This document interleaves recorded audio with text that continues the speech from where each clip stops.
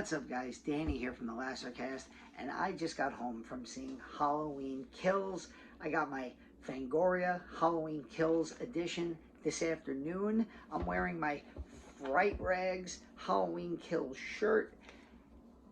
I was so excited to see this movie, and on I don't think this movie could have lived up to the expectations that I had for it walking in.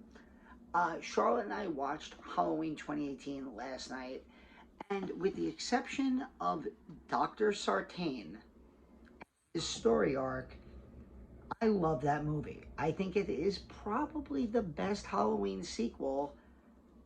Yeah, I think it's probably the best Halloween sequel. This movie, I feel I will have to watch again and then watch it again when Halloween Ends comes out, and I watch Halloween 2018 and then Halloween Kills and Halloween Ends.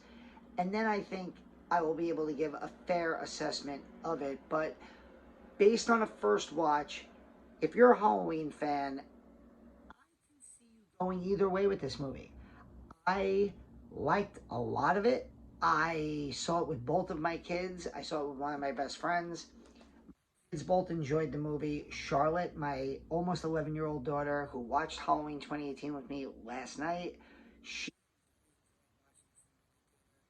uh, spoilers for those of you who don't want to know. Three, two, one.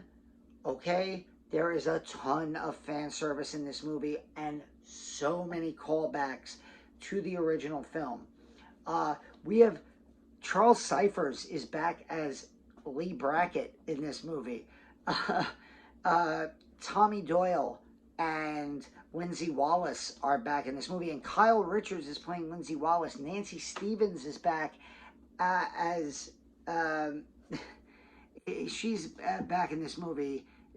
Nancy Stevens is back as Marion, the doctor who was with Loomis in the car, and there are so many little throwbacks in that section.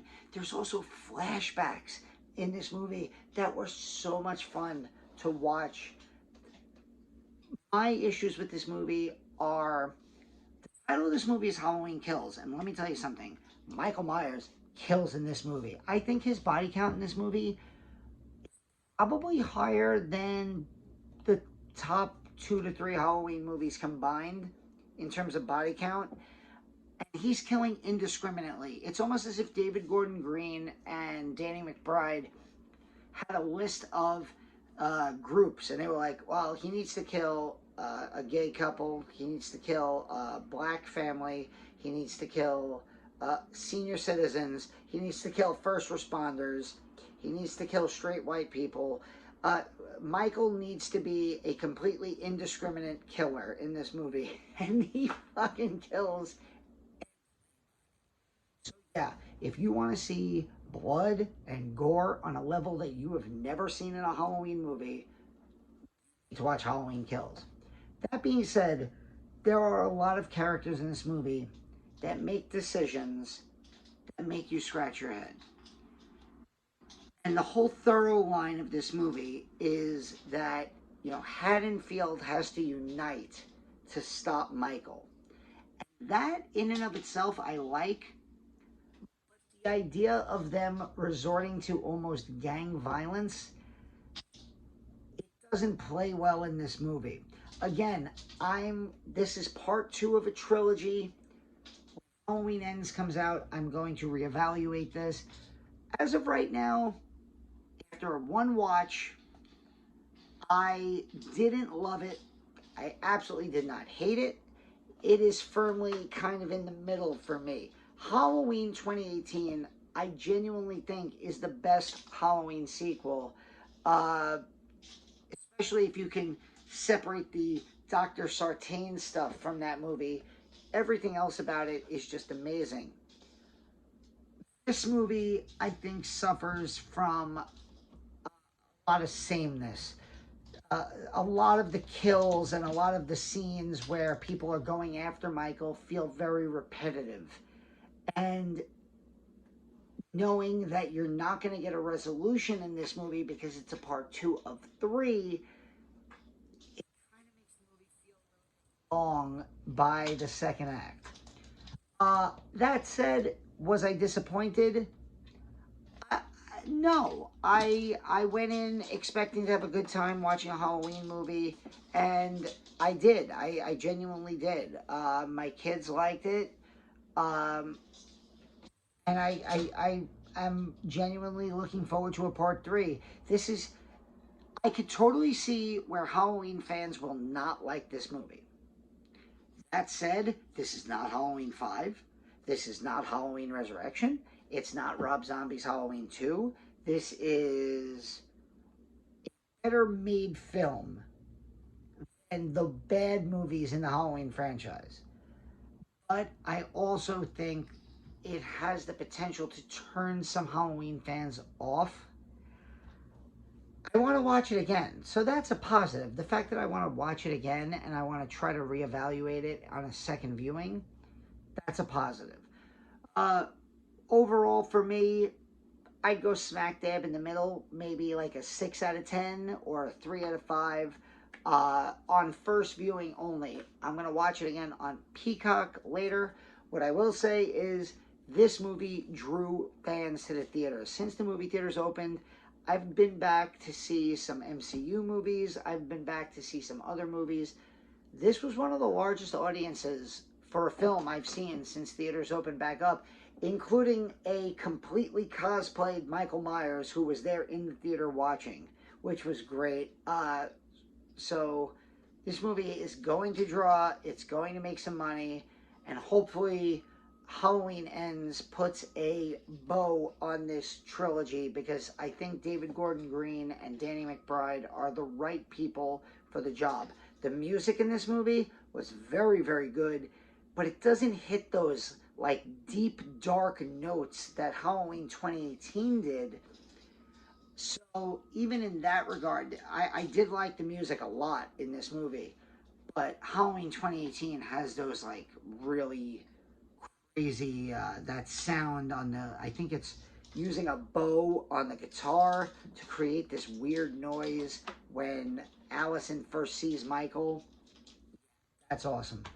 So overall, Halloween Kills, I think it has the potential to split the audience. I really do. I think some of you are going to love it. I think some of you are going to have some issues with it. I kind of felt right in the middle there. I loved parts of it. I had some issues with it. The first review I ever saw of this movie, about a week or so ago, said all it was kills and fan service. That sums it up. It really does. What side you fall on is going to depend on if you're okay with kills and fan service. If that's what you want, if you want to hear the names of characters like Lonnie, and you want to know about Lonnie from the first movie, you want to see those returning characters, and you want to see flashbacks to what happened in the first film after the events of the first film in this new timeline, you're going to love it. If you want to see characters doing intelligent things, I'd be a little disappointed. I fell right in the middle. I think this is going to be like a Halloween 6, Halloween 4, H2O, where it kind of falls in that middle area of my Halloween ranking. But anyway, later this month, Pete and I are going to rank all the Halloween timelines. Pick up your issue of Fangoria magazine. Look at this amazing Halloween Kills cover. It comes with a poster inside. Look at this. Yeah. That's going up on a wall somewhere in this horror section that I have in my living room. So, stay tuned to the Lazarcast. We are covering all the Halloween movies. I have a review of Halloween 2 up on the channel now with Charlotte. I have a review of Uh, uh, Pete has a review of Halloween with Sherry up on the Anchor Pete channel. We have an interview with David Weiner, the director of In Search of Darkness 1, 2, and 3, coming up later this week.